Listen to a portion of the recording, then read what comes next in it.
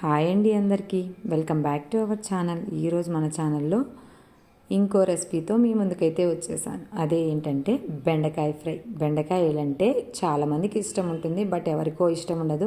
ఈ బెండకాయకి ఒక చిన్న స్టోరీ ఉందండి. మా చిన్నప్పుడు ఎక్కువగా మ్యాథ్స్ బాగా రాకపోతే బెండకాయలు తినరా, లెక్కలు బాగా వస్తాయి అని చెప్పేవాళ్ళు. అప్పుడు తోటలలో వేసేవాళ్ళు అనమాట ఎక్కువగా బెండకాయలు.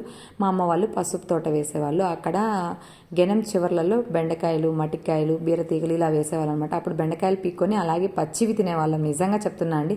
మీకు కూడా ఇలాంటి మెమరీ ఉంటే కమెంట్ సెక్షన్లో కమెంట్ చేయండి. ఇప్పుడు let's gets started the video. ఎలా చేయాలి ఏంటి అనేది పూర్తి డీటెయిల్గా ఇప్పుడైతే చెప్తాను. దానికి కావాల్సిన పదార్థాలు ఏంటంటే బెండకాయలు, కారపొడి, వెల్లుల్లిపాయలు, కరివేపాకు, కొంచెం డీప్ ఫ్రైకి సరిపడినంత ఆయిల్. ఫస్ట్ డీప్ ఫ్రైకి సరిపడినంత ఆయిల్ని స్టవ్ పైన ఒక ప్యాన్లో వేసుకోవాలి. కొంచెమే ఆయిల్ వేసుకోండి, ఎక్కువగా ఆయిల్ అవసరం ఉండదు. ఎందుకంటే అన్నీ ఒకేసారి వేసుకుంటే ఎక్కువ ఆయిల్ కావాలి. బట్ కొంచెం ఎక్కువ ఎవరైనా గెస్ట్లు వస్తున్నారు, ఎక్కువ చేసుకోవాలనుకున్నప్పుడు కొంచెం ఎక్కువ ఆయిల్ వేసుకోవచ్చు. దాన్ని ఫిల్టర్ చేసుకొని మళ్ళీ మనం ఇంట్లోనే వాడుకుంటాం. ఎందుకంటే హోటల్లో వాళ్ళు తిప్పించి మళ్ళీ అదే నూనె పోసి కాగబెడతారు.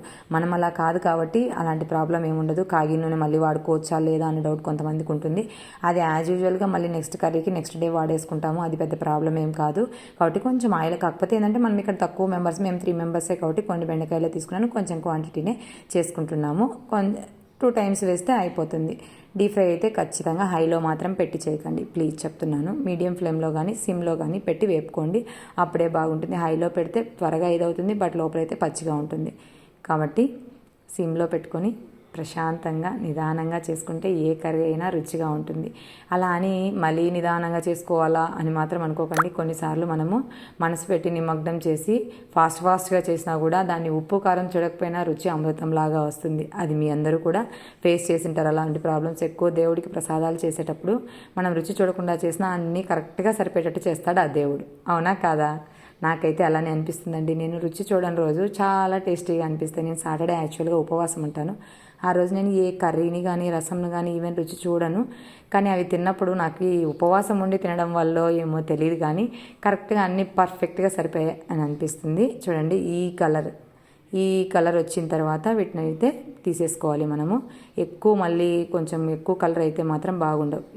ఇప్పుడు చూపించాను కదా, ఇలా వచ్చిన వెంటనే వీటిని అన్నిటిని తీసి ఒక ప్లేట్లో కానీ ఒక బౌల్లో కానీ వేసేసుకోండి. ఇంకో నెక్స్ట్ రౌండ్ కూడా వేసేసుకొని,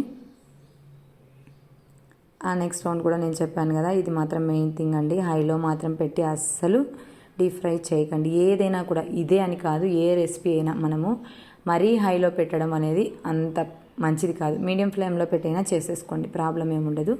బెండకాయలన్నీ నీట్గా ఫ్రై చేసేసుకోవాలి. ఇక్కడ మెయిన్ చెప్పాను కదా, బెండకాయలు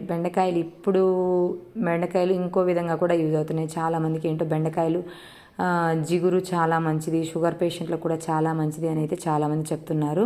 అది నిజమే అంటారు. చాలామంది నైట్ ఏదో నానబెట్టుకొని అది ఆ వాటర్ తాగితే షుగర్ లెవెల్స్ కంట్రోల్ అవుతాయని చెప్తారు. నాకైతే తెలియదండి. మీకు ఎవరికైనా తెలిస్తే నాకు కమెంట్ సెక్షన్లో తెలియజేయండి.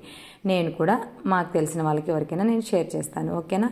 ఇక్కడ పల్లీలు వేసుకుంటే అది కలుపుకొని మనం సాంబార్లో కానీ పప్పులో కానీ ఇది నంచుకొని తింటుంటే ఇంకొంచెం అన్నం తిందామా, ఇంకొక ముద్ద ఎక్కువ తిందామా అని అనిపిస్తుంది. ఈ పల్లీలు బాగా క్రిస్పీగా కరుం అంటుంటాయి. అలాగే ఈ బెండకాయ చాలా అన్నీ హెల్త్కి మంచివే కాబట్టి చేసుకోవడంలో తప్పులేదు.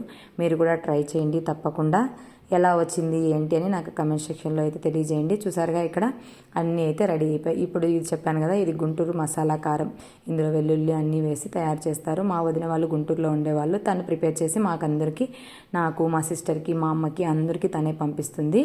మీకు ఈ వీడియో కావాలి అంటే మా వదినకి చెప్తాను, తను వీడియో తీస్తుంది. మీకు కావాలంటే నేను షేర్ చేస్తాను ఎలా ఏంటి అని. నేను మామూలుగా గుంటూరుకి వెళ్ళినప్పుడు తన దగ్గర వీడియో తీసుకొని మీకు అందరికీ షేర్ చేస్తాను ఫ్రెండ్స్, ఓకేనా. మరి చూడండి, మీరు కూడా ట్రై చేయండి. షూర్గా ట్రై చేసి ఎలా వచ్చింది ఏంటి ఎక్స్పీరియన్స్ నాకు కమెంట్ చేయండి. తప్పులు ఏమైనా చేసింటే మీరు కూడా చెప్పండి, నేను మళ్ళీ నెక్స్ట్ టైం అలా కాకుండా చేసుకుంటాను, ఓకేనా. మరి నచ్చితే లైక్ చేసి సబ్స్క్రైబ్ చేసి ఫాలో చేయండి ఫ్రెండ్స్. ఓకే, మరి బాయ్, ఉంటా.